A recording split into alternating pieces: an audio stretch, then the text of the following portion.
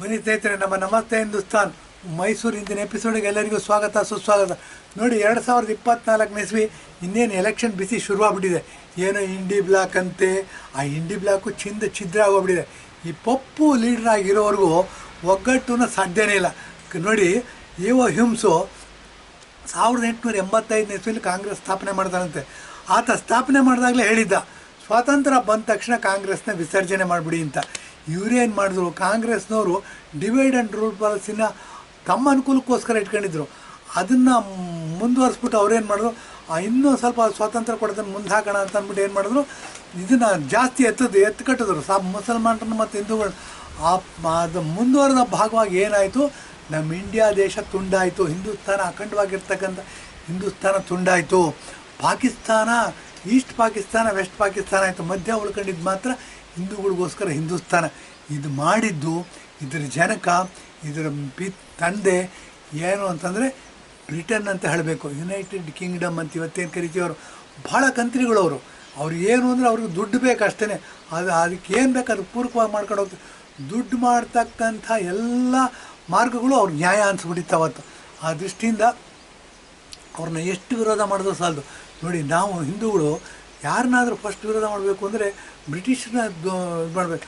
ಅವ್ರಲ್ಲೇ ಕೆಲವರು ಬುದ್ಧಿವಂತರಿದ್ದರು. ಅದು ನೋಡಿ, ವಿನ್ಸ್ಟನ್ ಚರ್ಚಿಲ್ ಪ್ರಧಾನಮಂತ್ರಿ ಆಗಿರ್ತಾನೆ. ಭಾರತಕ್ಕೆ ಸ್ವಾತಂತ್ರ್ಯ ಕೊಡಬೇಕು ಅಂದಾಗ ಒಂದು ಹೇಳ್ತಾನೆ, rogues and rascals will start ruling the country. ಏನು ಅಂದರೆ ಪುಂಡ್ರು ಪೋಖ್ರಿಗಳು ದೇಶದ ಆಡಳಿತ ಚುಕ್ಕಾಣಿ ಹಿಡಿದ್ಬಿಡ್ತಾರೆ. ಭಾಳ ಕಷ್ಟ ಆಗುತ್ತೆ ದೇಶ ಮುಂದುವರ್ಸೋದು. ಆದ್ದರಿಂದ ಸದ್ಯಕ್ಕೆ ಇಂಡಿಯಾ ದೇಶಕ್ಕೆ ಸ್ವಾತಂತ್ರ್ಯ ಕೊಡೋದು ಬೇಡ ಅಂತ ಹೇಳ್ತಾರೆ. ಎಷ್ಟು ಸತ್ಯ ನೋಡಿ. ಇವತ್ತೇನಾಗಿದೆ ಅಂದರೆ ಸ್ಟೇಟ್ ಗೌರ್ಮೆಂಟು ಸೆಂಟ್ರಲ್ ಗೌರ್ಮೆಂಟ್ ವಿರುದ್ಧ, ಅಂದರೆ ಸಾಮಂತ ರಾಜ ಚಕ್ರವರ್ತಿ ವಿರುದ್ಧ ಯುದ್ಧ ಮಾಡೋಕ್ಕೆ ಹೋಗ್ತಾ ಇದ್ದಾನೆ. ಇಂಥ ಪರಿಸ್ಥಿತಿ ಹಿಸ್ಟ್ರಿನಲ್ಲೇ ಎಲ್ಲೂ ನೋಡಿಲ್ಲ ರೀ. ಅಂಥದ್ದೆಲ್ಲ ನಮ್ಮ ಇಂಡಿಯಾ ದೇಶದಲ್ಲಿ ಆಗ್ತಾಯಿದೆ. ಇದಕ್ಕೆ ಸ್ಟ್ರಾಂಗ್ ಆಗಿ ಆ್ಯಕ್ಷನ್ ತೊಗೋಬೇಕು. ನರೇಂದ್ರ ಮೋದಿಯವರು ಫಸ್ಟ್ ಸ್ಟ್ರಾಂಗ್ ಆಗಿ ಆ್ಯಕ್ಷನ್ ತಗೋಬೇಕು. ನೆಕ್ಸ್ಟ್ ಸುಪ್ರೀಂ ಕೋರ್ಟ್ ಸ್ಟ್ರಾಂಗ್ ಆಗಿ ಆ್ಯಕ್ಷನ್ ತಗೋಬೋದು ರೀ. ಅವ್ರಿಗೆ ನೋಡಿ, ಸುವೋಮೋಟೋ ಅಂತ ಒಂದು ಶಬ್ದ ಇದೆ, ಕಾಗ್ನಿಸನ್ಸ್ ಅಂತ ಇದೆ. ಆ ಸುಪ್ರೀಂ ಕೋರ್ಟ್ ಚೀಫ್ ಜಸ್ಟಿಸ್ಗೆ ಇವೆರಡು ಜ್ಞಾಪಕನೇ ಬರೋದಿಲ್ವಾ ಇಂಥ ವಿಷಯಕ್ಕೆ ಅಂತ ಒಂದು ಪ್ರಶ್ನೆ ಹೇಳುತ್ತೆ. ಇನ್ನೊಂದು, ಎಲೆಕ್ಷನ್ ಕಮಿಷನ್ ಆಫ್ ಇಂಡಿಯಾ. ಅವ್ರ ಕಮಿಷನ್ ಅಂತಂದರೆ ಆಯೋಗ. ಅವ್ರಿಗೂ ಸ್ವತಂತ್ರ ಸಂಸ್ಥೆ. ಅವ್ರಿಗೂ ಸಂಪೂರ್ಣವಾದ ಶಕ್ತಿ ಇದೆ, ಹಕ್ಕಿದೆ, ಕಾನೂನುಬದ್ಧ ಅಧಿಕಾರ ಇದೆ. ಅವರು ಸಹ ಸುಮ್ಮನೆ ಕೂತ್ಬಿಟ್ಟಿದ್ದಾರೆ. ಎಲ್ಲಿವರೆಗೂ ಕಳ್ಳಾಟ ಮಾಡ್ತೀರಾ ಸ್ವಾಮಿ? ಎಲ್ಲಿವರೆಗೂ ಇಂಡಿಯಾನ ಬನ್ನಿ, ನೀವಿಬ್ಬರು ಆ್ಯಕ್ಷನ್ ತೊಗೊಳ್ಳಿ. ನರೇಂದ್ರ ಮೋದಿಯವ್ರಿಗೆ ನೀವು ಆರ್ಡ್ರ್ ಕೊಡಿ, ಸರ್ಕಾರನ ವಜಾ ಮಾಡು ಅಂತ ಅಂದ್ಬಿಟ್ಟು, ಇಲ್ಲ ರಾಷ್ಟ್ರಪತಿ ಆಡಳಿತ ಹೇರು ಅಂತ ಹೇಳಿ. ನೀವು ಇಂದಿರಾ ಗಾಂಧಿ ವಿರುದ್ಧ ನೀವು ಜಡ್ಜ್ಮೆಂಟ್ ಕೊಟ್ಟಿರಿ. ಇದೇ ನಮ್ಮ ಇಂಡಿಯಾ ದೇಶದಲ್ಲಿ ಇರ್ತಕ್ಕಂಥ ಕಾನೂನು. ಇಂದಿರಾ ಗಾಂಧಿ ಆಯ್ಕೆನ ಅಸಿಂಧು ಅಂತ ಮಾಡಿದ್ರಿ. ಆ ಥರ ಪವರ್ ಯೂಸ್ ಮಾಡ್ಬೋದಲ್ವ ತಾವು? ಅಧಿಕಾರ ಕೊಟ್ಟಿದ್ದನ್ನು ಯೂಸ್ ಮಾಡಲಿಲ್ಲ ಅಂತಂದರೆ, ಮುಲಾಯಮ್ ಸಿಂಗ್ ಯಾದವ್ ಯಾರೋ ಬಾಬ್ರಿ ಮಸೀದಿನ ಕೆಡವಕ್ಕೆ ಹೋದಾಗ ಕರಸೇವಕರು ಹಿಂದೂಗಳನ್ನ ಕೈಕಾಲುಗಳನ್ನ ಕಟ್ ಹಾಕಿ ಸರಿಯೋ ನದಿಯಲ್ಲಿ ಹಾಕಿದ್ರಂತೆ. ನಿಮಗೆ ಎಲ್ಲ ಕೊಟ್ಟರು ನೀವೇ ಸುಮ್ಮ ಕೂತಿದ್ದಿರಲ್ಲ. ಎಷ್ಟು ಮಟ್ಟಿಗೆ ನ್ಯಾಯ ರೀ ಇದು? ಏನಾಗಿದೆ ಅಂತಂದರೆ, ನಮ್ಮ ದೇಶವನ್ನು ಹಾಳು ಮಾಡ್ತಿರೋದು, ಬನಾನಾ ರಿಪಬ್ಲಿಕ್ ಮಾಡ್ತಿರೋದ್ರಲ್ಲಿ first election of commission of India, ಎರಡನೇ ಸುಪ್ರೀಂ ಕೋರ್ಟ್ ಅಂತ ಹೇಳಬೇಕಾಗತ್ತೆ.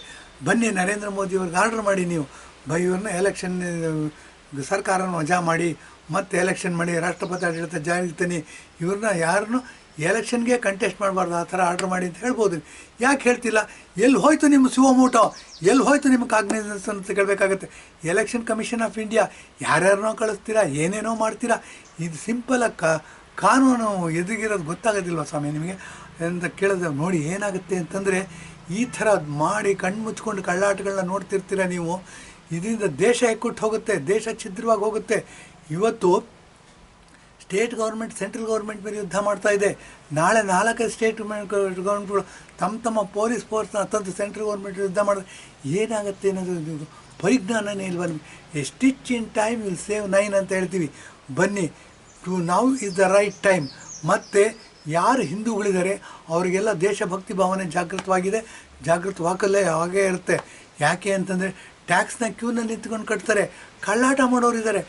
ಟ್ಯಾಕ್ಸ್ ಕಟ್ಟಬೇಕಾಗಿದ್ದರೂ ಹೇಗೋ ರೀಸನ್ ಹೇಳ್ಕೊಂಡು ಕಳ್ಳಾಟ ಮಾಡಿ, ಈ ಕಳ್ಳಾಟವನ್ನು ಕಲ್ತಿರ್ತಕ್ಕಂಥವ್ರು ರಾಜಕಾರಣಿಗಳು. ಅದನ್ನೇ ಡರ್ಟಿ ಪಾಲಿಟಿಕ್ಸ್ ಅಂತ ಹೇಳ್ತೀವಿ. ಏನಾಗುತ್ತೆ ಈ ಥರ? ಇದನ್ನೆಲ್ಲ ಬಿಟ್ಟುಬಿಡಿ ನೀವು. ನಮ್ಮ ದೇಶದ ಏಕತೆ, ಅಖಂಡತೆ, ಸಮಗ್ರತೆ, ಯೂನಿಟಿ ಮತ್ತು ಇಂಟೆಗ್ರಿಟಿನ ಕಾಯಬೇಕಾಗಿದ್ದು ಬಹಳ ದೊಡ್ಡ ಕರ್ತವ್ಯ. ಇದಕ್ಕೆ ಕಾಯದಲ್ಲಿ ನೀವು ಫೇಲ್ ಆಗಿದ್ದೀರಾ. ಅಧಿಕಾರನ ಬಿಟ್ಟು ಕೆಳಗಿಳಿಬೇಕು ಅಂತ ಹೇಳ್ಬಿಟ್ಟು election commission of India, supreme court, ನೀವು ಆ್ಯಕ್ಟಿವ್ ಆಗಿ ಪ್ರೊಆಕ್ಟಿವ್ ಆಗಿ, ನೀವು ಬೇಕಾದಷ್ಟು ಅಧಿಕಾರ ಇದೆ, ಯಾಕೆ ಸುಮ್ಮನೆ ಕೂತಿದ್ದೀರಿ? ಜನಸಾಮಾನ್ಯರ ಮೇಲೆ ಅಧಿಕಾರ ಉಪಯೋಗಿಸ್ತೀರಾ, ನಮ್ಮಂಥವ್ರ ಮೇಲೆ ಉಪಯೋಗಿಸಂದ್ರೆ ಏನೂ ಆಗೋದಿಲ್ಲ ಸ್ವಾಮಿ. ಬನ್ನಿ, ಯಾರು ಮುಖ್ಯಮಂತ್ರಿ ಇದ್ದಾರೆ, ಯಾವ ಪ್ರಧಾನಮಂತ್ರಿ ಮೇಲೆ ಒಂದು ಸಾರಿ ನೀವು ಪವರ್ನ ಉಪಯೋಗಿಸಿದ್ದೀರಾ, ತೋರಿಸಿದ್ದೀರಿ ಏನು ಅಂತ ಅಂದ್ಬಿಟ್ಟು ಪದೇ ಪದೇ ಹೇಳಿಸ್ಕೋಬಾರ್ದು. ನೀವು ಬುದ್ಧಿವಂತರಿದ್ದೀರಾ. ಪ್ರಪಂಚದ ಎಲ್ಲೇ ಆಗೋ ಹೋಗ್ಗಳಾದರೂ 2-3 ಅವರಲ್ಲಿ ನಿಮ್ಗೆ ಗೊತ್ತಾಗುತ್ತೆ ತಾವು ಕೈ ಕಟ್ಕೊಂಡು ಕೂತ್ಕೊಂಡಿರೋದು ತಪ್ಪು ಅಂತ ಹೇಳ್ಬಿಟ್ಟು ಬನ್ನಿ, ಆ್ಯಕ್ಟಿವ್ ಆಗಿ ಪ್ರೊಆಕ್ಟಿವ್ ಆಗಿ ನೀವು ಕೊಟ್ಟಿರ್ತಕ್ಕಂಥ ಅಧಿಕಾರ ಉಪಯೋಗಿಸಿ ದೇಶವನ್ನು ಕಾಪಾಡಿ ಅಂತ ಹೇಳಿ ಎಪಿಸೋಡ್ ಮುಗಿಸ್ತಾ ಇದ್ದೀವಿ.